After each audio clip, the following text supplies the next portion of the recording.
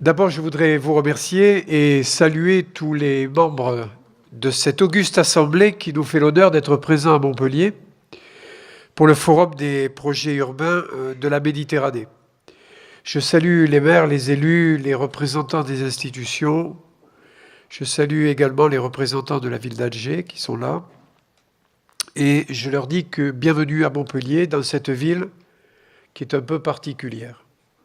Si la ville de Montpellier a des élus particuliers, c'est parce qu'elle est aussi un peu particulière. D'ailleurs, les élus ressemblent beaucoup à leur ville. Il en va de Montpellier comme des autres villes de France et du monde entier.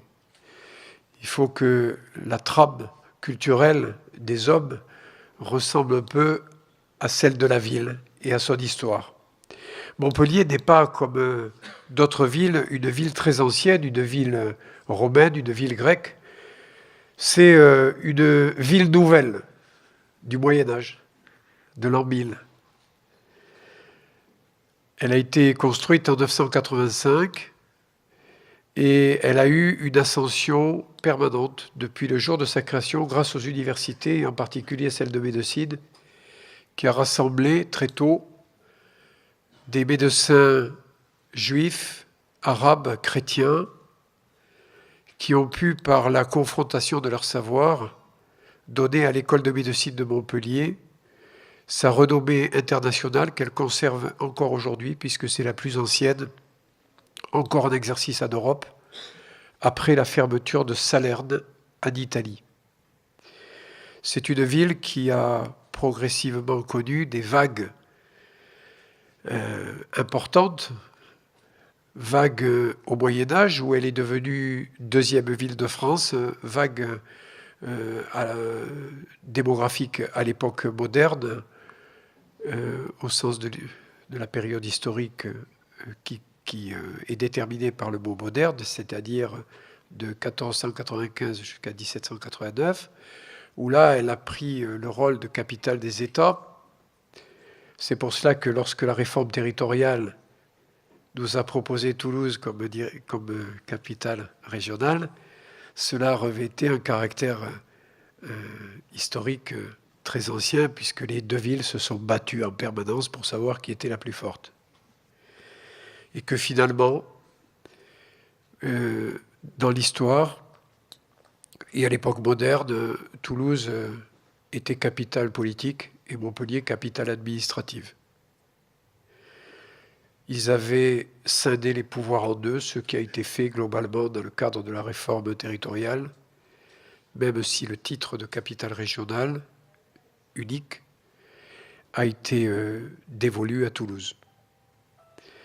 Montpellier a connu aussi une grande expansion dans les années 60, avec l'arrivée des Pieds-Noirs, après la guerre d'Algérie, ou au début de la guerre d'Algérie. Et nous avons été obligés de construire en urgence, comme beaucoup de villes du Sud, de nouveaux quartiers pour abriter ces populations qui venaient s'installer sur le sol montpelliérain. C'était l'époque de l'ancien maire François Delmas, qui a été secrétaire d'État. Et puis, à partir de 1977, c'est Georges Frêche qui prend les commandes de la ville et qui décide de la transformer et de l'orienter vers la mer. Cette décision, elle est soutenue par un projet urbain dont il charge Ricardo Bofill, c'est Antigone. Et puis, cette ruée vers l'est de la ville devient ruée vers la mer après, avec le grand plan d'aménagement conçu pour la première fois par Ricardo Bofill et ensuite illustré par le travail de Marc Lehmann et Architecture Studio, avec les quartiers de Rive-Gauche et Port-Marianne qui se dirigent en direction du sud. Ces différentes périodes d'expansion de la ville montrent une ville attractive que Georges Frêche en son temps avait appelée Montpellier la surdouée, pour attirer le chaland attirer le client, attirer l'habitant et proposer à une ville qui était l'équivalente de Nîmes et de Béziers une expansion rapide. C'est ce qui a été fait et le résultat a été obtenu. Sous-tendant cette politique, une grande politique foncière, parce que avant de parler d'urbanisme et d'architecture, il faut parler de politique foncière, sinon on parle dans le vent. Et cette politique foncière a été imaginée par l'adjoint à l'urbanisme de Georges Frêche, un professeur de géographie, aujourd'hui disparu, les deux, Raymond Dugrand, communiste, qui a organisé l'espace de Montpellier avec une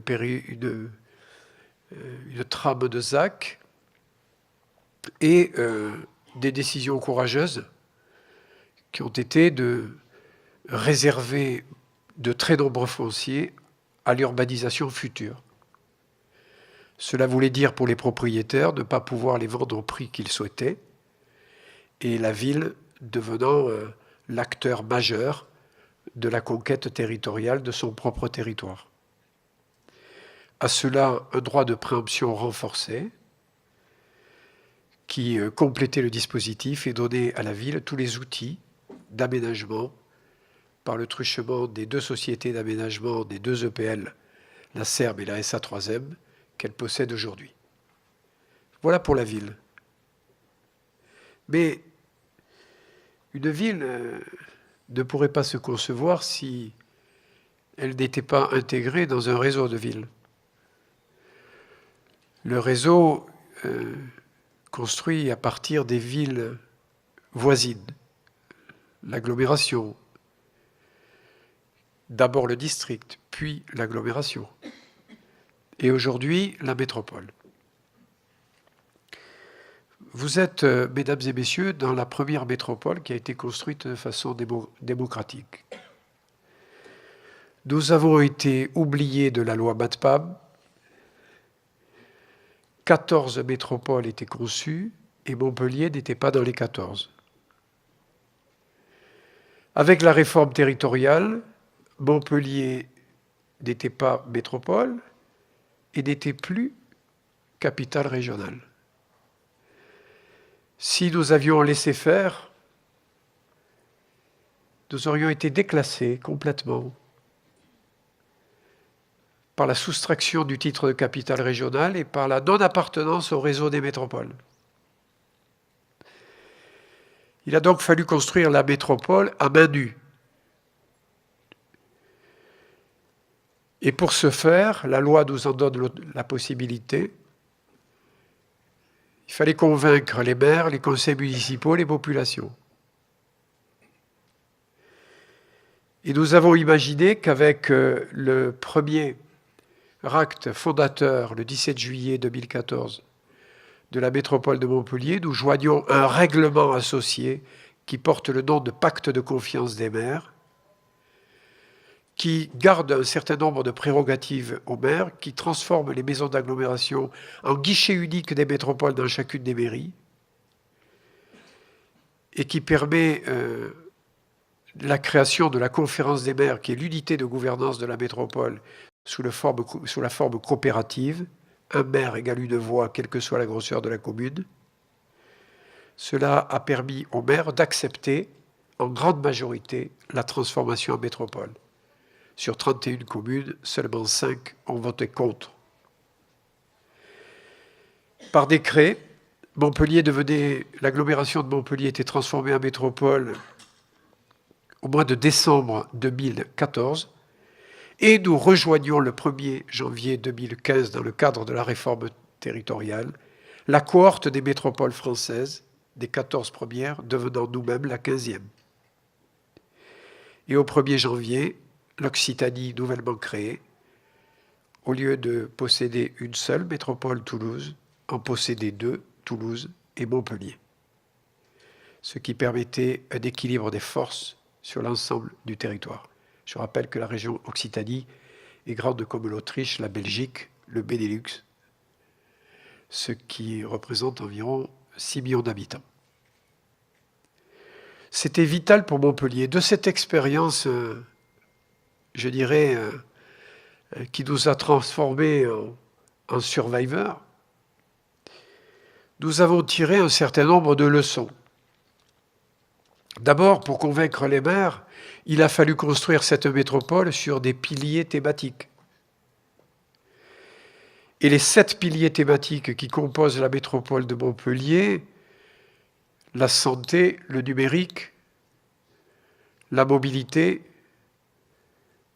l'industrie et l'économie, l'agroécologie et l'alimentation, la culture et l'enseignement supérieur et le commerce et l'artisanat, ont été là pour convaincre l'ensemble des communes et de leurs responsables. Ces 7 piliers thématiques nous ont éclairés sur les nouvelles fonctions des métropoles qui sont pour moi les meilleurs outils capables de réagir à la fois sur la petite échelle, celle de la proximité citoyenne, celle du quotidien, et à la fois celle de l'international. Nous ne pouvions créer cette métropole sans être critiqués. Vous savez comme cela se passe. La ville veut s'agrandir, même si elle est à périmètre constant, elle veut bouffer la campagne. En même temps que nous créions la métropole, nous avons créé le Parlement des territoires, un pôle métropolitain. Tout ça la même année. Pôle métropolitain que nous avons voulu sans administration, uniquement informelle. Coopération. Et ce pôle métropolitain a rassemblé 55 communautés d'agglomération, issues de 5 départements et demi, les 5 de l'ancienne région Languedoc-Roussillon, plus le Bas-Aveyron, le sud de l'Aveyron, qui regarde Montpellier, la région de Millau, Saint-Afrique. Cela nous a permis d'engager des conversations et de rassembler tous ces responsables politiques, 1 à 2 fois par an, dans une instance créée qui porte le nom de Parlement des territoires et que je rassemble dans le château des États du Languedoc sur la commune de Castries. Ça, c'est pour le fun, pour le plaisir. Ça veut dire une métropole nouvellement créée dans un contexte de coopération locale et régionale, nouvellement créée également. Une convention bilatérale avec la capitale régionale, parce qu'il était hors de question de se battre avec Toulouse. Les imbéciles qui ont voulu que je me batte avec Toulouse n'ont rien compris au film. On avait tout à perdre à se battre avec Toulouse. Par contre, montrer avec Jean-Luc Moudenc que nous pouvions travailler ensemble sur plusieurs sujets, c'était pour moi, et c'est le seul exemple dans le pays, une preuve de confiance et d'intelligence sur l'avenir. Ce que nous avons fait. Nous avons également positionné des accords particuliers avec un réseau de villes nouvellement construit qui regroupe sur des thématiques particulières Alès, Nîmes, Montpellier et Sète. Ce qui nous permet là d'avoir des complémentarités intelligentes. Et enfin, un réseau international, d'abord composé par les villes jumelles de la Méditerranée, et puis les villes mondiales avec lesquelles nous sommes jumelés. Et sur les villes de la Méditerranée, nous sommes jumelés avec Barcelone. Je me rendrai le 4 à l'invitation du maire de Barcelone, Ada Colau, avec qui nous faisons une table ronde justement sur les villes de la Méditerranée.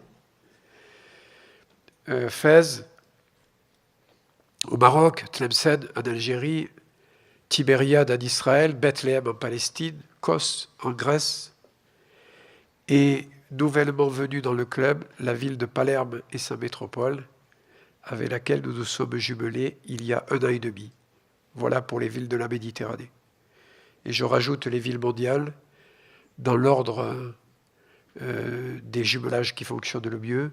Chengdu en Chine, Louisville aux États-Unis, Sherbrooke au Canada et la ville historique d'Heidelberg avec l'Allemagne. Et puis un jumelage nouvellement créé avec une ville russe qui porte le nom d'Obninsk et qui se trouve dans la région de Kalouga et qui est la ville de l'espace, qui est la cité de l'espace, là où Thomas Pesquet s'est entraîné avant de partir dans Soyouz. Dans des jumelages locaux, régionaux et internationaux. Et les métropoles sont faites pour cela, pour travailler à l'échelon local et à l'échelon international. Et c'est une illustration parfaite du développement durable. Les deux échelles, en même temps. Mais la métropole de Montpellier, et là, nous allons en parler tout à l'heure avec M. Leclerc, qui a composé avec nous la philosophie de notre schéma de cohérence territoriale, il fallait que toutes nos fonctions vitales puissent entrer dans ce paysage remarquable qui est celui de la ville entre l'amphithéâtre vert des Cévennes et la mer Méditerranée. Il fallait assurer la fonction de croissance de la ville, qui l'a amené fin 2017 à devenir 7e ville de France devant Strasbourg. La puissance de la métropole, qui est la métropole la plus attractive au niveau national, celle où les entreprises sont le plus souhaitent s'installer en premier lieu. Et il fallait aussi faire passer dans ce corridor toutes les fonctions nationales, internationales, entre la France, entre l'Espagne, en préservant ce territoire fragile qui est en proie aux risques majeurs que sont les incendies d'un côté et les inondations de l'autre. Le schéma de cohérence territoriale porte le nom de Montpellier Territoire, Montpellier Métropole Territoire au pluriel, et nous allons vous en parler dans la première table ronde parce que ce sont des partis pris qui ont pour but à la fois de conserver le tissu et de préserver le tissu fragile, mais aussi de permettre à la ville de vivre et d'assurer ses fonctions vitales. Dans ces partis pris, nous avons deux axes importants. Premier point, c'est la sacralisation de 2/3 de l'espace pour l'environnement, la viticulture, l'arboriculture, l'agriculture.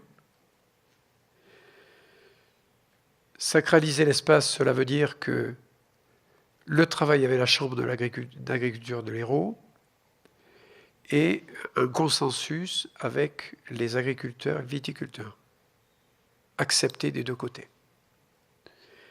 Et puis, l'agroécologie alimentation, deuxième objectif, c'est celui de pouvoir nourrir les populations dont nous avons la charge dans les 50 ans à venir.